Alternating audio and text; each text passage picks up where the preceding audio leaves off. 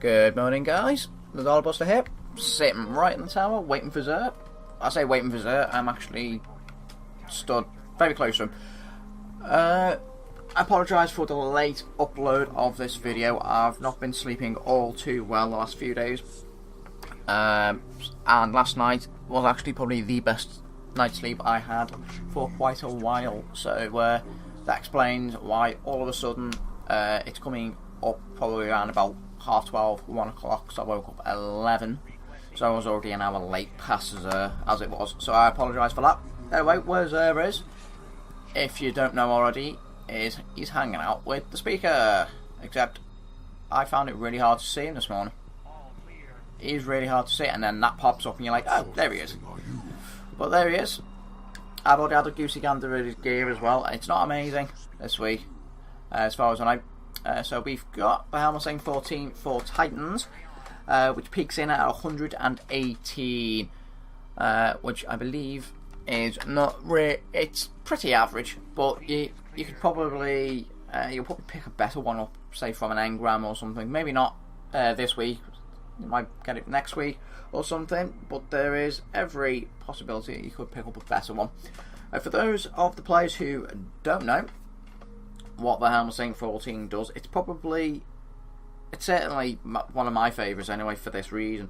It's certainly probably the most powerful Titan helmet going. It basically, as you can read there, you throw up your Wall of Dawn for the defenders, and any enemy that walks into it is blinded. So that includes in PvP as well. It's not as powerful in PvP, mind you, but it works at the same end. Because as soon as in PvP, when enemies are blinded, they tend to just shotgun their way around, or just punch, knife, or Jedi Force push you until they kill you. So basically, what you can do at that point is just punch your way to oblivion as well, because it does also increase your melee attack speed, which is mighty handy. The only thing is that makes it not really that useful in the Crucible is that it doesn't boost your super build up, other than the added intellect on that one. Yeah, so you don't get any energy from non-guardian kills with it. Well, you will. You'll just get a standard amount. You won't get more, as it suggests there. Okay. So hunters can pick up the young Ahamkara Spine. This is definitely a PvP piece of gear. For the main reason is its strip mine grenades last longer when placed. I can't see you ever using that really in PvE, Voltaglass or Crota. I can't really see anyone using that. Other than that, yeah, it's definitely a PvP kind of piece of gear. Considering more super energy from grenade kills, you land one of those bad boys on your opponent and you'll get a good dose of super energy from them. Okay, its discipline, as far as I can tell, comes in 114, and it's quite average, so, which is it's quite nice. It's not bad, it's not brilliant, but you probably could do a little bit better. You can stretch them out with gauntlets. Helmets and chest pieces are the ones that sort of just skyrockets to oblivion. So that's pretty much the young Ahamkara Spine sorted there, guys. Onto the Obsidian Mind. Okay. Pardon me. If you don't know what this one does, it is an absolute beast of a helmet. Basically, it's if you team this bad boy up with Bad Juju and you run through the Abyss on Crota's End, put it this way, you will pretty much always have your super, at least until the end anyway.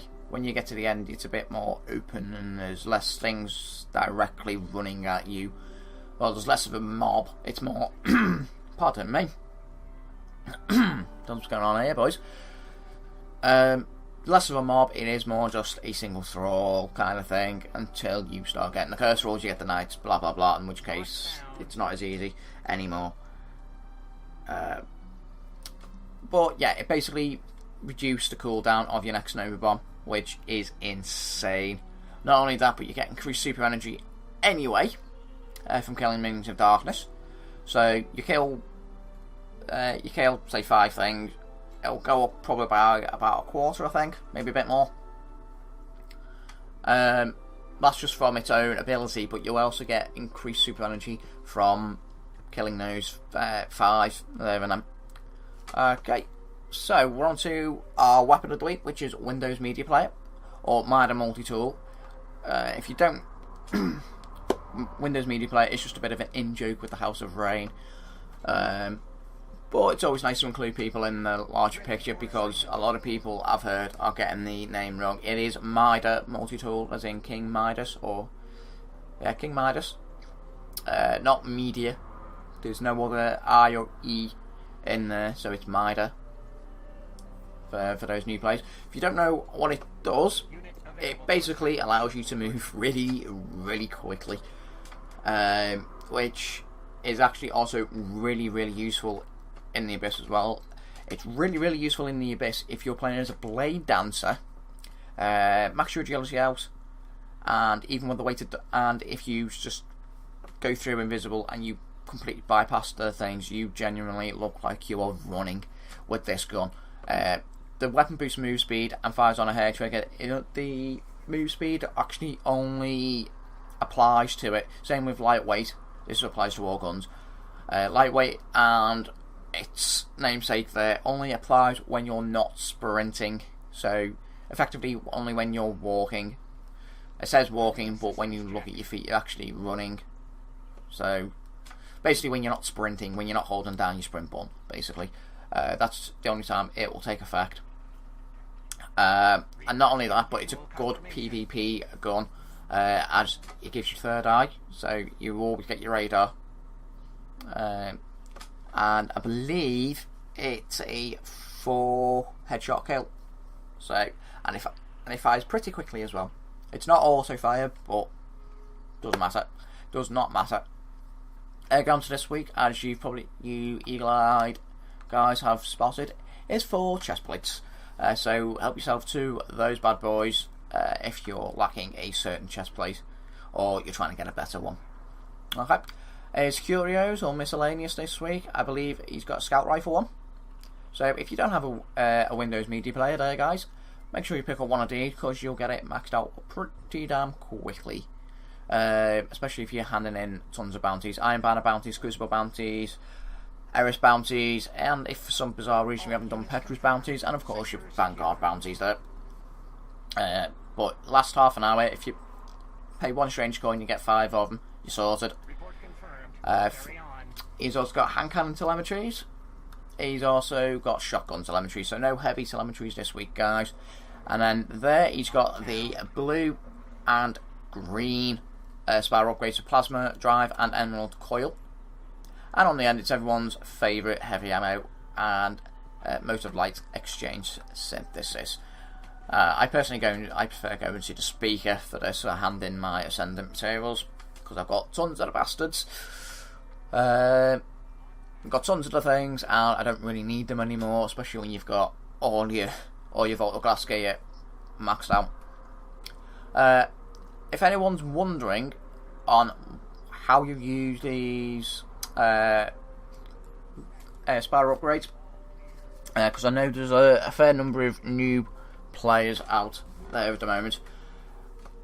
Basically, to use them, you need to buy yourself a rare Sparrow for 175, either Vanguard or Crucible marks from the Vanguard Quartermaster or the Crucible Quartermaster.